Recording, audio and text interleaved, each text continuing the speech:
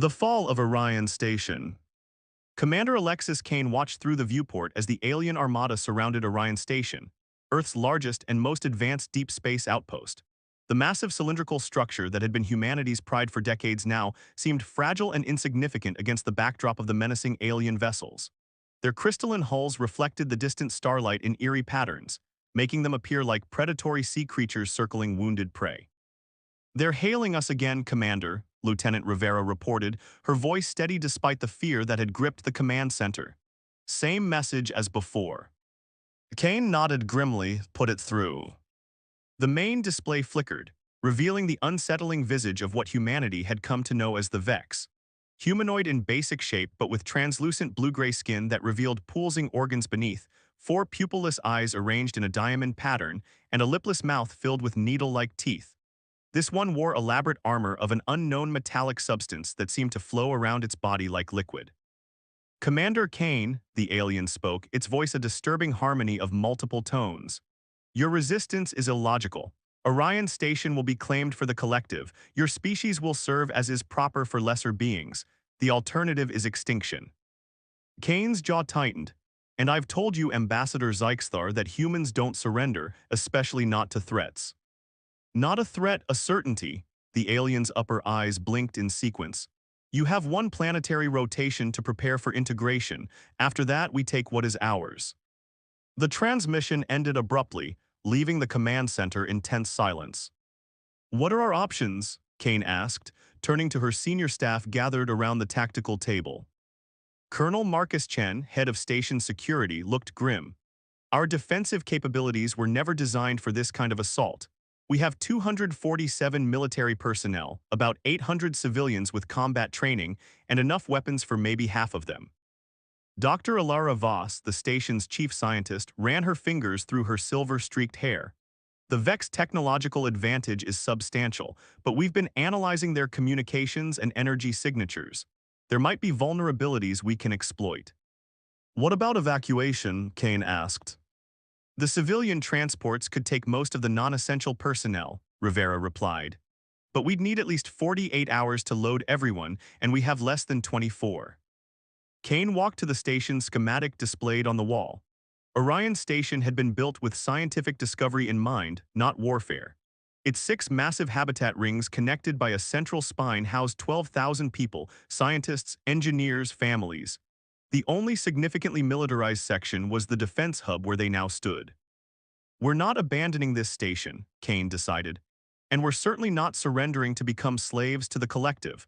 Whatever the Vex are, they've miscalculated if they think humanity will bow so easily." In his quarters adjacent to the armory, Lieutenant Commander Jackson Reed cleaned his tactical pulse rifle with practiced precision. At 42, Reed had seen more combat than anyone else on Orion Station. 2 decades in Earth Special Forces had left him with a cybernetic left arm, a collection of scars, and a reputation as the deadliest human in 3 sectors of space. A soft knock on his door interrupted his thoughts.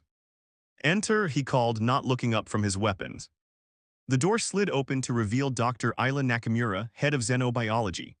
Despite the station-wide alert, she looked composed, her black hair pulled back in a tight bun, her lab coat immaculate.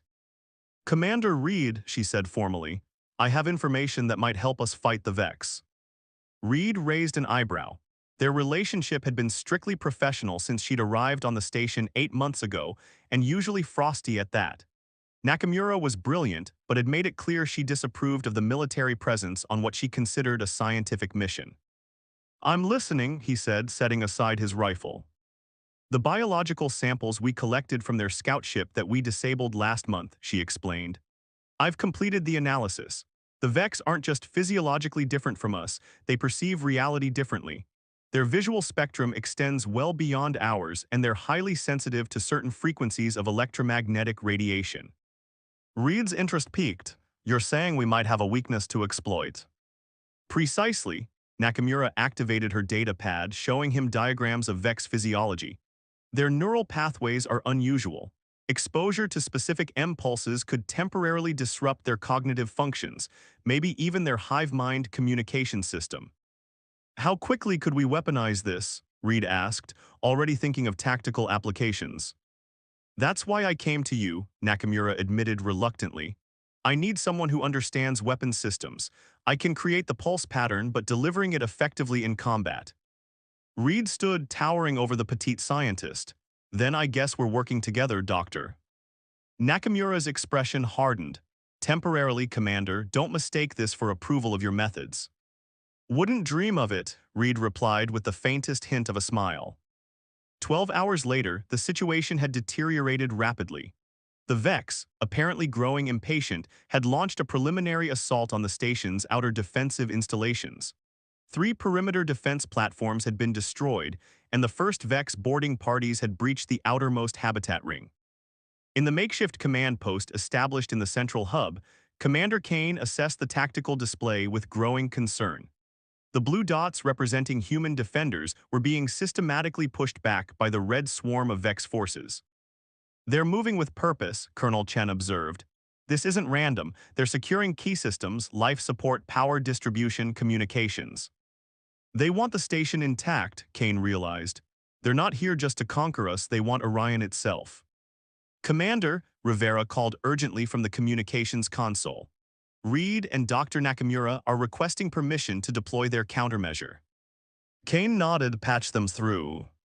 Reed's face appeared on screen, his expression tense but focused. Commander, we've rigged the station's communications array to emit the M-pulse pattern. It won't stop them, but it should disorient them long enough for us to regain some ground. Any side effects for humans? Kane asked. Dr. Nakamura moved into view. Minimal, some might experience headaches or nausea, but nothing serious. Do it, Kane ordered, and Reed, take a strike team and secure the central laboratory section. Whatever they're after, I bet it's there. Yes, ma'am, Reed acknowledged before the transmission ended. Throughout the station, human defenders braced themselves as warning messages flashed on every display. When the pulse activated, the effect was immediate and dramatic. The attacking Vex froze in place, their coordinated movements dissolving into erratic twitching. Some dropped their weapons, others fired wildly at walls and ceilings. Reed led his team through the suddenly chaotic battlefield, taking advantage of the confusion. Armed with prototype weapons modified according to Nakamura's specifications, they cut through Vex forces with unprecedented efficiency. Keep moving, Reed shouted as they fought their way toward the central laboratory complex. The effect won't last long. Dr. Nakamura stayed close behind him, carrying equipment necessary to analyze whatever the Vex were seeking. Despite her earlier animosity, she had to admire Reed's tactical prowess. He moved with lethal precision, each action calculated and effective. There, Nakamura pointed as they rounded a corner. A group of larger Vex, evidently some kind of elite warriors, were breaching the doors to her primary research lab. Unlike the others, these seemed less affected by the pulse. They're adapted somehow, she realized aloud. They must have expected countermeasures. Reed signaled his team to take cover. What's in that lab that they want so badly? Nakamura hesitated. The artifact we found on Europa. I've been studying it for months. It's clearly of Vex origin, but predates their first contact with humanity by centuries. Reed gave her a hard look. And you didn't think that was worth mentioning earlier? It was classified, she replied defensively, and I didn't know it was relevant until they started heading directly for it. Before Reed could respond, the Vex elites turned their attention to the human strike team. Unlike the standard warriors, these moved with terrifying speed and precision. 3 of Reed's team were cut down in seconds by weapons that fired streams of particles that seemed to dissolve organic matter on contact. Fall back, Reed ordered, returning fire with his modified pulse rifle. The specialized ammunition disrupted the Vex armor, causing one of the elites to collapse in a shower of sparks. As they retreated around a corner, Nakamura grabbed Reed's arm. We can't let them have the artifact. If they're this determined to get it, it must be crucial to them. Reed assessed their dwindling options. His team was down to 7 effective fighters against at least a dozen Vex elites. Standard tactics wouldn't work. What exactly does this artifact do? He asked. It's a communication node of some kind, Nakamura explained quickly. It can establish quantum entanglement across vast distances. In the right hands, it could revolutionize interstellar communication. In theirs, they could call in reinforcements, Reed finished grimly, or worse. He tapped his comm unit. Commander Kane, we need to destroy Laboratory Complex Alpha. The Vex are after technology that could compromise Earth's security. Kane's response was immediate. Understood, but our remote detonation systems are offline. You'll need to set charges manually. Reed looked at the remaining members of his team, then at Nakamura. Get back to the command post. Take Johnson and Patel with you. What are you going to do? Nakamura asked, though she already knew the answer. What needs to be done? Reed replied, checking his weapon. Now go. To his surprise, Nakamura stood her ground. It's my research, I'm coming with you. Reed didn't have time to argue. Stay behind me, do exactly as I say, and if I tell you to run, you run, clear. Nakamura nodded solemnly. Together with his remaining team members, Reed formulated a desperate plan.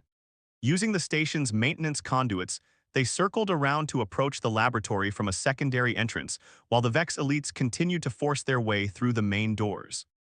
The plan worked initially. They managed to reach the artifact, a crystalline structure about the size of a basketball that pulsed with inner light. As Nakamura hurriedly prepared explosive charges, however, the laboratory doors burst open and Vex elites swarmed in. What followed was chaos. Reed and his team fought with desperate courage, buying time for Nakamura to finish her work. One by one, human defenders fell.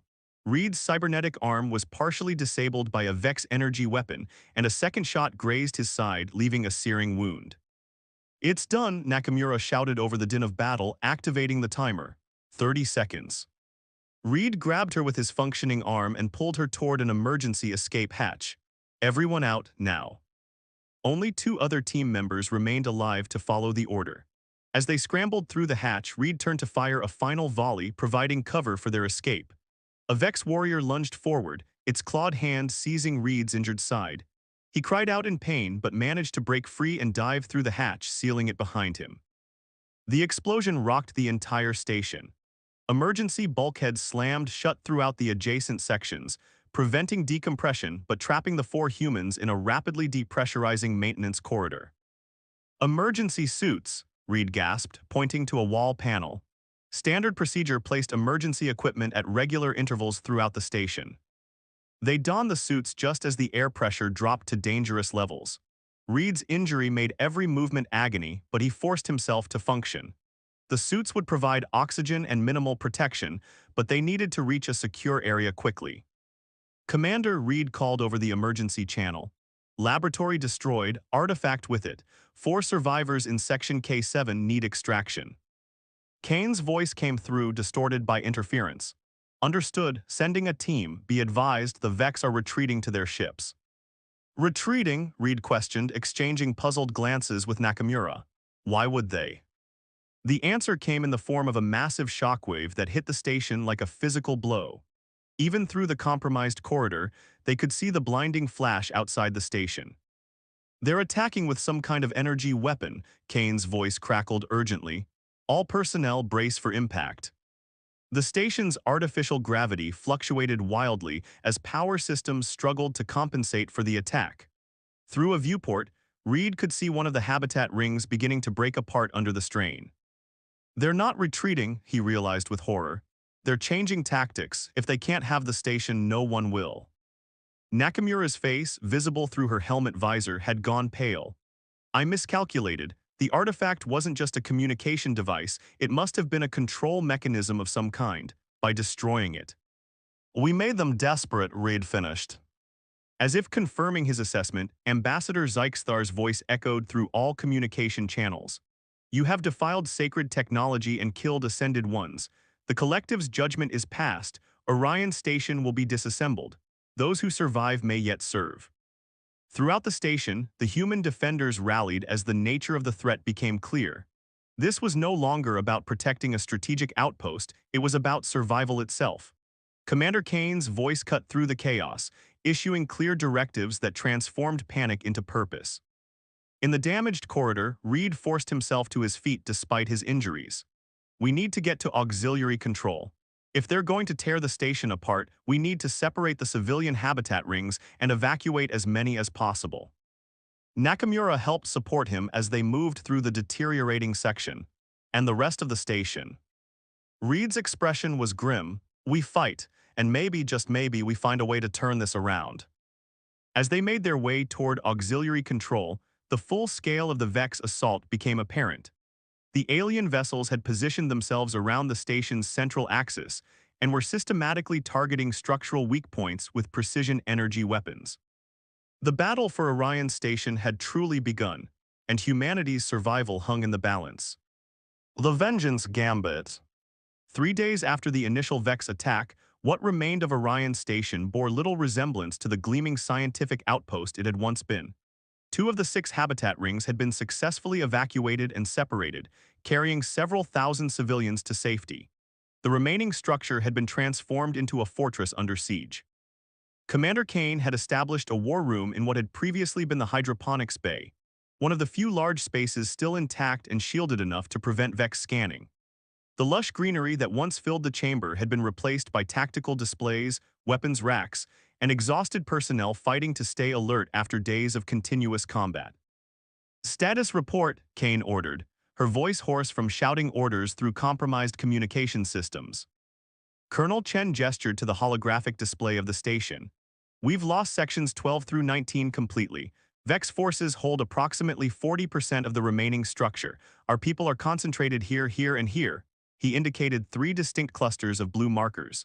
"We've established defensible perimeters, but ammunition is running low." "Casualties?" Kane asked, though she dreaded the answer. 382 confirmed dead, nearly 1,000 injured to varying degrees. Dr. Reeves and his medical team are overwhelmed. Kane closed her eyes briefly, allowing herself a moment of grief before refocusing. "And the Vex. Still maintaining their blockade," Rivera reported from her station. 17 capital ships plus dozens of smaller vessels. They're rotating their attack patterns to maintain continuous pressure while giving their ground forces time to secure sections of the station. "What about our countermeasures?" Kane asked, turning to Dr. Nakamura.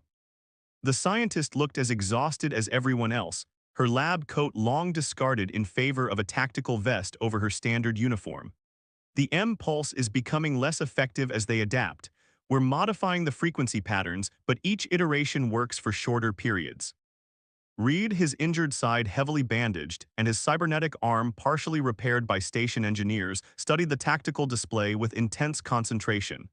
They're methodical. Each section they take connects to their previous gains. They're creating a continuous zone of control. "But why?" Kane wondered aloud.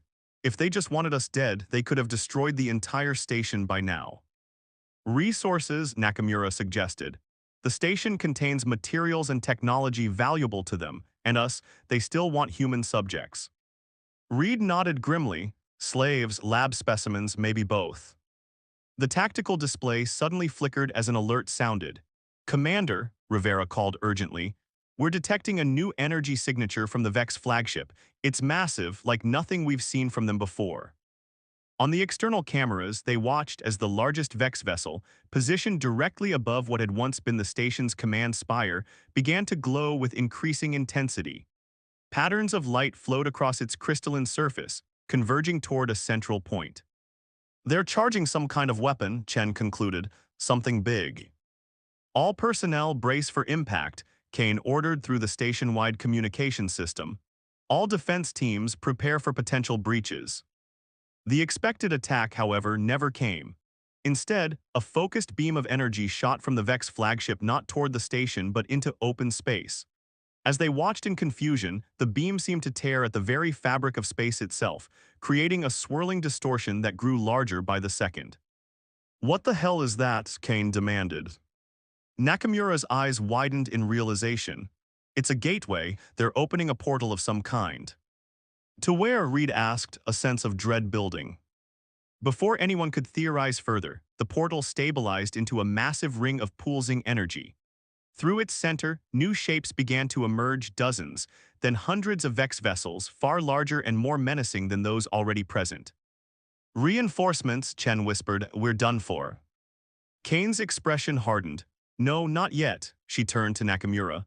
"Doctor, could we use their own technology against them? That portal, can it be collapsed?" Nakamura considered the question. "Theoretically, yes. A precisely calibrated energy surge directed at the portal's containment field might destabilize it, but we'd need an enormous amount of power and a way to deliver it directly to the portal. The station's main reactor, Reed suggested. If we overloaded it and somehow directed the energy, we'd all die in the process, Chen pointed out.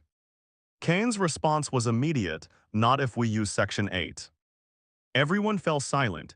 Section 8 had been one of the first areas taken by the Vex.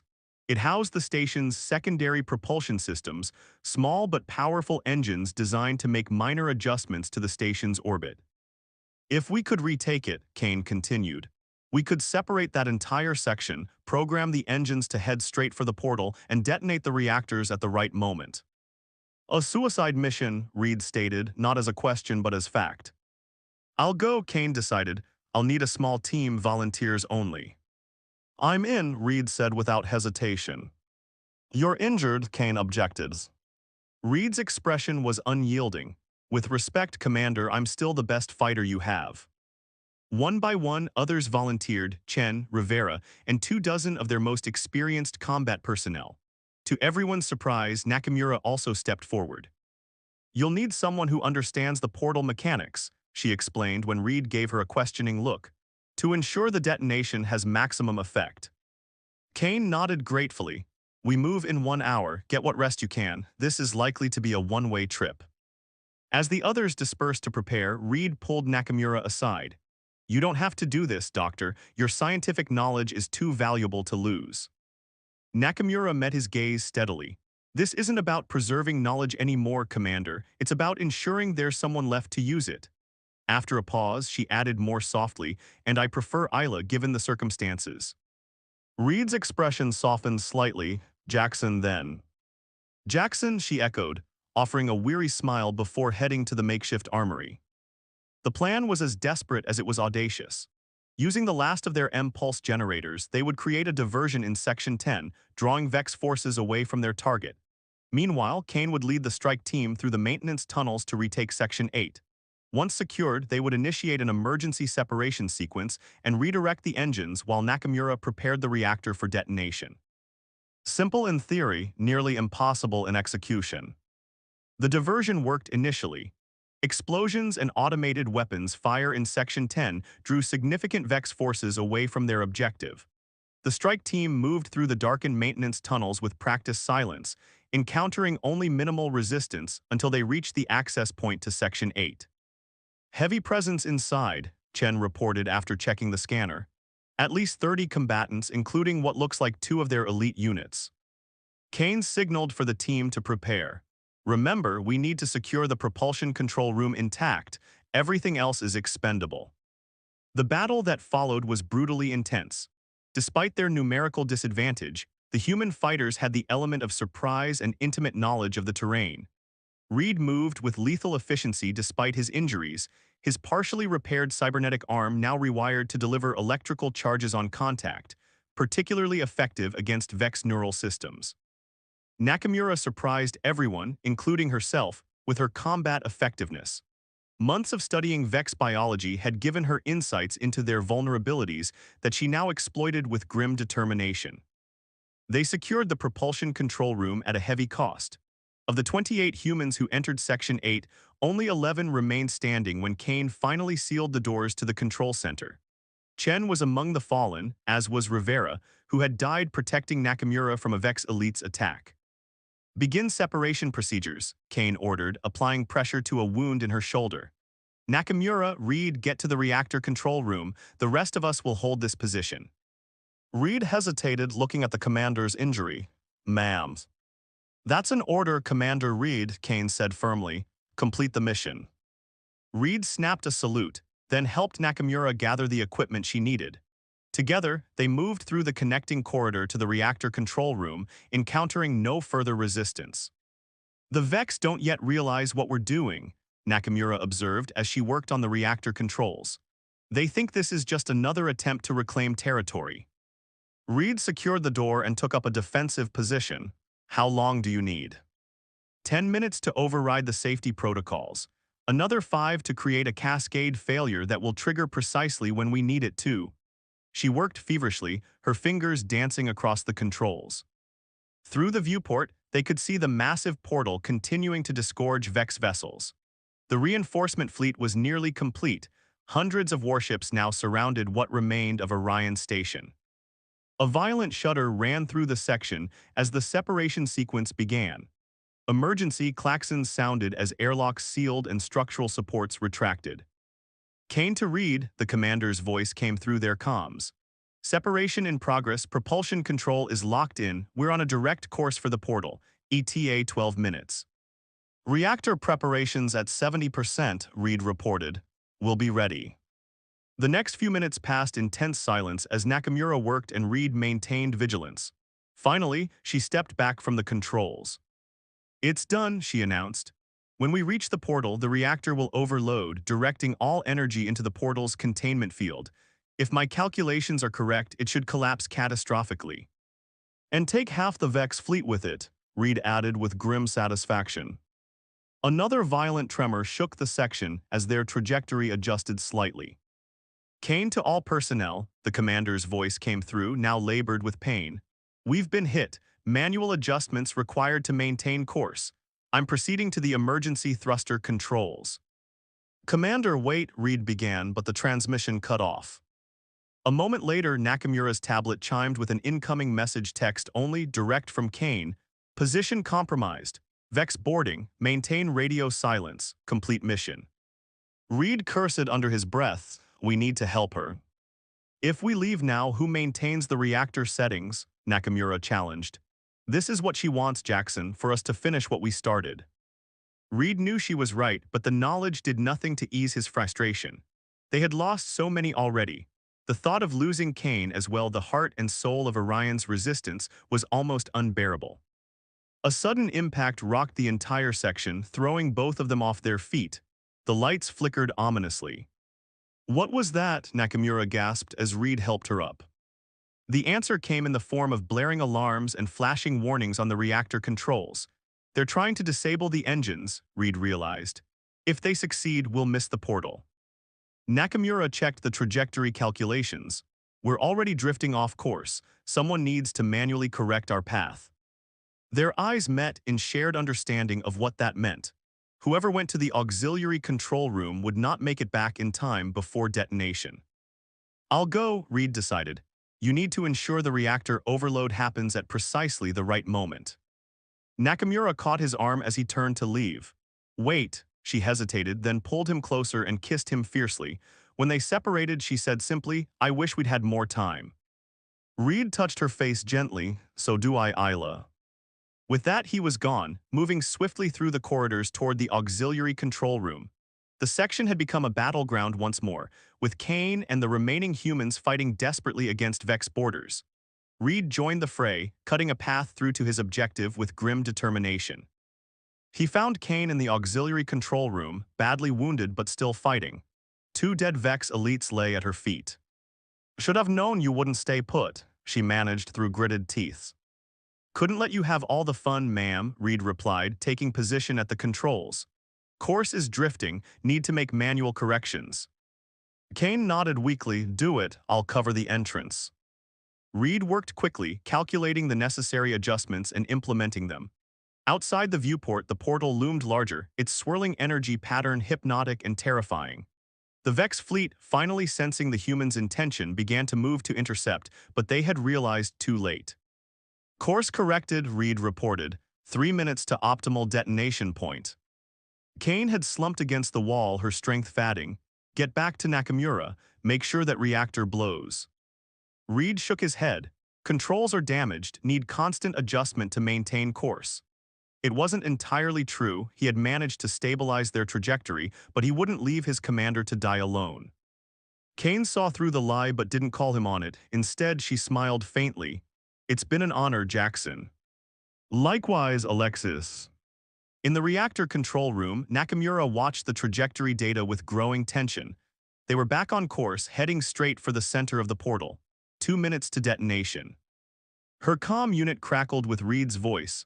Isla, we're on target. 60 seconds to optimal position.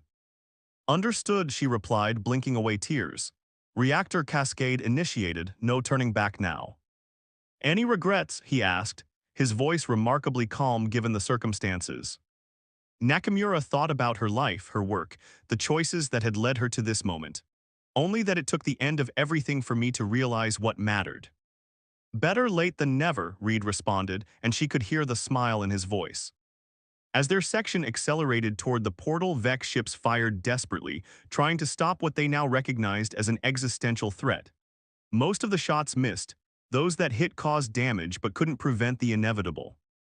10 seconds, Nakamura counted down. 9, 8. In the auxiliary control room, Reed took Kane's hand. They watched the portal fill their viewport, its pulsing energy now so close they could feel it resonating through the hull. A 3-2-1. The reactor detonation was catastrophic, releasing energy far beyond its designed capacity. But rather than simply exploding outward, the carefully calibrated overload directed most of that energy straight into the portal's containment field, just as Nakamura had planned. The effect was immediate and devastating. The portal collapsed in on itself, creating a chain reaction that swept through the assembled Vex fleet. Ships caught in the event horizon were torn apart. Others, attempting to flee, collided with each other in their panic. And at the center of it all, Section 8 of Orion Station vanished in a blinding flash of light. 3 months later, on what remained of Orion Station, a solemn ceremony took place in the newly rebuilt Memorial Garden. Plaques bearing the names of those lost in what had come to be known as the Battle of Orion hung on a curved wall of polished stone. Admiral Hernandez, sent from Earth to oversee the station's reconstruction, stood before the assembled survivors. Their sacrifice was not in vain, he declared. The Vex threat has been neutralized, their remaining forces scattered after the destruction of their fleet and command structure. Humanity stands tall today because of the courage shown by Commander Kane, Commander Reed, Dr. Nakamura, and all those who gave their lives. Among the crowd stood a woman with striking features and long dark hair, Dr. Sira Nakamura, Isla's younger sister. She had arrived with the relief ships, volunteering her medical expertise to help the wounded. What few knew was her additional motivation: vengeance for the sister she had lost. As the ceremony concluded, she found herself approached by a tall, distinguished Vex ambassador, one of several who had come to negotiate peace terms following their devastating defeat. Dr. Nakamura, the alien acknowledged with a formal gesture. I am Emissary Crelver. Your sister's actions have forced a reevaluation within the collective. We offer deepest regrets for the conflict. Sira's expression remained carefully neutral. Regrets don't bring back the dead, emissary. No, the alien agreed, its 4 eyes blinking in sequence. But perhaps cooperation can honor their memory. The Collective Council has authorized me to share technologies, medical advances that could benefit your people. In exchange for what? Sira asked skeptically. Guidance, understanding of human culture. The Collective has recognized its error in assuming humanity's inferiority. Sira studied the alien carefully. Her medical training had included extensive xenobiology since first contact, and she could read Vex expressions better than most humans. What she saw surprised her, genuine deference, perhaps even fear. My sister and Commander Reed didn't just destroy your fleet, she realized aloud. They destroyed your certainty. The emissary inclined its head slightly. The collective has existed for millennia, expanding without significant resistance. Your people accomplished in days what others could not in centuries. This requires study. Admiral Hernandez appeared at Sira's side. Dr. Nakamura has been appointed as our chief liaison to the Vex diplomatic mission, he informed the emissary. All technological exchanges will be conducted under her supervision. The arrangement was perfect for Sira's true purpose. Close contact with the Vex would give her opportunities to learn their weaknesses, to ensure they could never threaten humanity again. And if her position required her to maintain civilized relations with them, even to the point of accepting Crelver's unexpected formal courtship proposal months later, so be it. The vengeance she sought wasn't the hot, quick satisfaction of violence, but the cold, patient certainty that humanity would never again be threatened by the collective. Her sister had saved humanity with her sacrifice. Sira would protect it with her life. As she stood on the observation deck that evening, watching Earth rise over the lunar horizon, Sira thought about the journey ahead. The war might be over, but the struggle for humanity's future had just begun. And like her sister before her, she would do whatever was necessary to ensure that future remained secure.